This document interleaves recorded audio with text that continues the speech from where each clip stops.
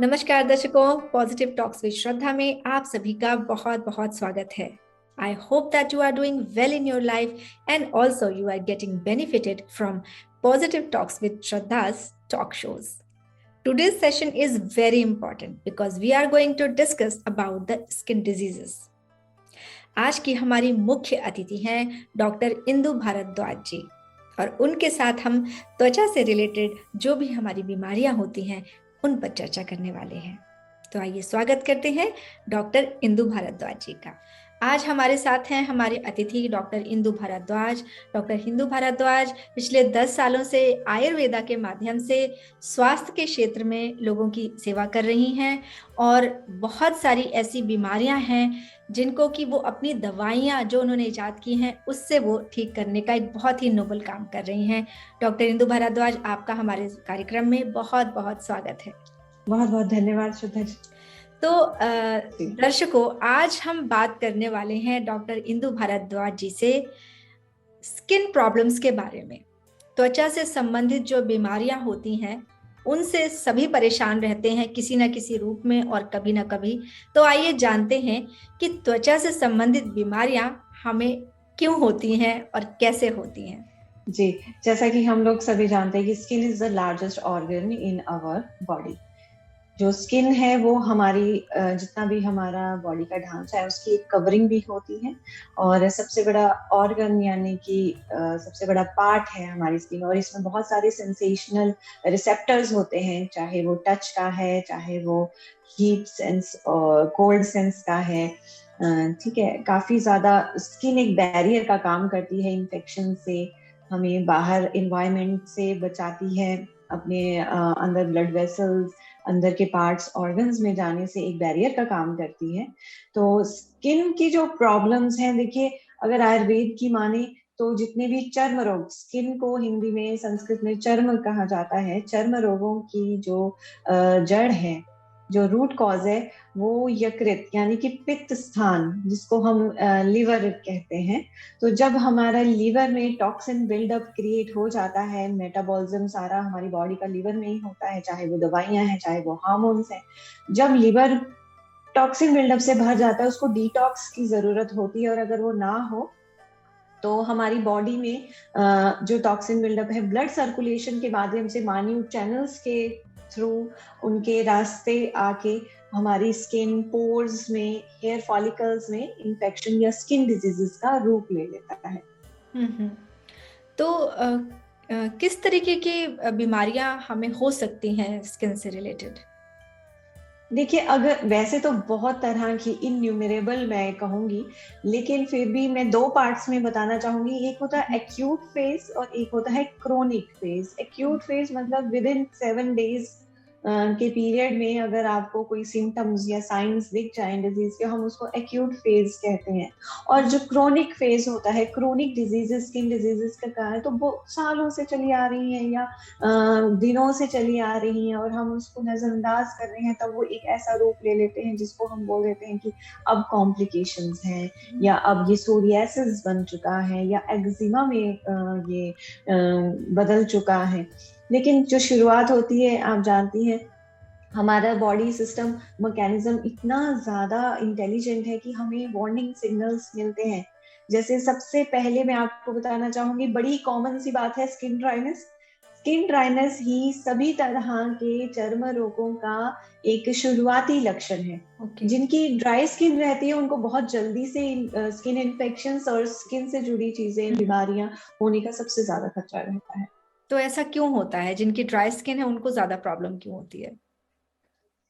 अब मैं डाइटरी भी बोलूंगी, खान पान में बदलाव, या फिर हमारा जो भी हम बहुत अच्छा अच्छा खाते हैं, आजकल तो सब कुछ अवेलेबल है, लोगों की अर्निंग कैपेसिटी अच्छी है, स्पेंड करते हैं, लेकिन हमारी जो डाइजेशन है, जो हमारे अंदर जठराग्नि है, वो इतनी नहीं होती कि हम उसमें से न्यूट्रिशन ले सकें। आप देखिए कि सप्लीमेंट्स का कितना मार्केट है। ठीक है, न्यूट्रिशनल सप्लीमेंट्स, हम खाना नहीं इतना खाते जितना हम न्यूट्रिशनल सप्लीमेंट्स के बारे में सोचते हैं, उनके बारे में बात करते हैं। आखिर ये नौबत आती क्यों है?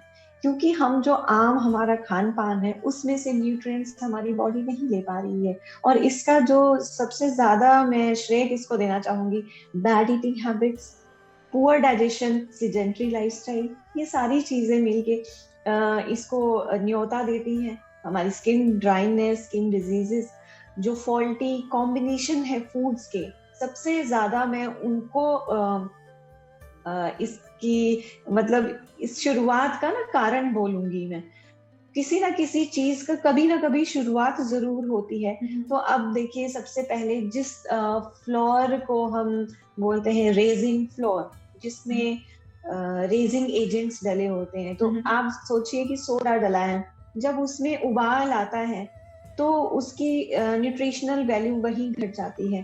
रिफाइंड चीजें हैं, ऑल पर्पस फ्लोर जिसको कहते हैं, मैदा हो गया, ठीक है, जिससे हमारे ज्यादातर बेसिस बनते हैं, पिज्जा बेस हैं, ब्रेड्स हैं, नूडल्स, स्पैगेटीज, इनका जो बेस मटेरियल जो कॉन्स्टिट्यूएंट है वो है ऑल पर्पस फ्लोर। उसका न्यूट्रिशनल वैल्यू सबसे कम है। और जब हम इसको गलत कॉम्बिनेशंस, ऑलरेडी उसमें रेजिंग एजेंट्स होते हैं, जब हम इसको कोला, सोडास और दूध की शेक्स के साथ लेते हैं, तो ये कॉम्बिनेशन वैसे ही गलत माने जाते हैं आयुर्वेद की दृष्टि से। तो जो हमारा आहार रस बनता है, आहार मतलब जो भी हमने डाइट लिया है, उसके जठराग्नि डाइजेस्टेड जूसेस के अंदर के साथ जो अंदर स्टमक में हमारा एक आहार रस यानी कि मिक्सचर बनता है, वो गलत होने की वजह से उसमें से हम न्यूट्रिशन नहीं ले पाते हैं। वो किस में कन्वर्ट होता है, स्लज में, और वो जाके बैड कोलेस्ट्रॉल और मोटापा, ट्रंकल ओबेसिटी, जो पेट के इर्द गिर्द जो चर्बी इकट्ठी होती है, उसको कहते हैं। डॉक्टर, बच्चे तो सबसे ज्यादा कंज्यूम करते हैं ये सारी चीजें जो आप बता रहे हो, पिज्जा हो गया, पास्ता हो गया, या और भी दूसरे फॉर्म्स हैं इसके। तो ये उस समय तो शायद बच्चों में तो उतना नहीं दिखाई देता। क्या ये बच्चों में नहीं होता, सिर्फ बड़ों में होता है, या बच्चों में भी होता है, जो हमें समझना चाहिए? बच्चों में क्या है, मेटाबॉलिज्म हाई रेट पे रहता है, उनको थोड़ी देर बाद जो भी खाते पीते हैं इजीली डाइजेस्ट हो जाता है अगर वो एक्टिविटीज में जुड़े हों। लेकिन आजकल आप देखिएगा बच्चे भी सिडेंट्री हो रहे हैं। बच्चे वही करते हैं जो माँ बाप और जो फैमिली में हो रहा है, जो वो देखते हैं सोसाइटी में क्या चल रहा है, इंटरनेट पे क्या है। तो बच्चे आजकल ऑन स्क्रीन ज्यादा रहना पसंद करते हैं। तो अब अगर मैं इंडियन कल्चर की बात करूं तो हमारे आयुर्वेद तो किचन से स्टार्ट हो जाता है, रसोई घर से आयुर्वेद स्टार्ट हो जाता है। इंडिया में चलन है उसी वक्त आटा गूंदना, उसी वक्त फ्रेश फ्लैट ब्रेड जिसको रोटी चपाती कहते हैं, उसका सेवन करना। वो उसमें भी ग्लूटेन होता है, लेकिन वो इतना बासी नहीं होता, तो वो डाइजेस्ट करना इजी रहता है। तो आपने जैसे अब आटे की बात करी दी है, जो मारते हैं आटा, कितनी देर तक रखा हुआ मड़ा हुआ आटा कंज्यूम करने लायक होता है? ट्रूली स्पीकिंग तो आप उसी वक्त आटा जितना आपको जरूरत है, सबको पता होता है कि हमारे में इतनी कैपेसिटी है, इतना खाएंगे, तो आप उसी वक्त उसको गूंदिए ताजा। मैं नहीं प्रेफर करती कि फ्रिज में रखा हुआ आटा बार बार यूज करें। ठीक है, कभी हो गया, आपको नहीं है टाइम, बिजी शेड्यूल रहा है, लेकिन मोर ऑफन यूजुअली हैबिचुअल नहीं हुई है इस चीज के लिए। आप उसी वक्त अपना फ्लावर निकालिए, उसको नीड कीजिए और उसी वक्त उसको ताजा फ्लैट ब्रेड बना के यूज कीजिए। ये सबसे अच्छी शुरुआत होगी हेल्दी लाइफस्टाइल के लिए। तो क्या रखा हुए आटे को बार बार यूज करने से क्या हमारी सेहत पे बुरा असर पड़ता है? बिल्कुल बिल्कुल। जब हम नीडेड डो को फ्रीजर में रखते हैं या फ्रिज में रखते हैं, तो वो सेट होना स्टार्ट हो जाता है, और जब तक हम उसको बाहर निकालते हैं तब तक उसकी जो सेटिंग होती है, जो उसकी ओरिजिनलिटी होती है, वो नहीं रहती है बरकरार। वही न्यूट्रिशनल उसकी वैल्यू कम हो जाती है। कैसे कम होगी? वो हमसे डाइजेशन में एक ताजा गूंदा हुआ नीडेड डो और एक फ्रिज में रखा हुआ, आप कंपेयर करके देखिएगा कभी, किसको डाइजेस्ट करना ज्यादा इजी है। बिल्कुल बिल्कुल।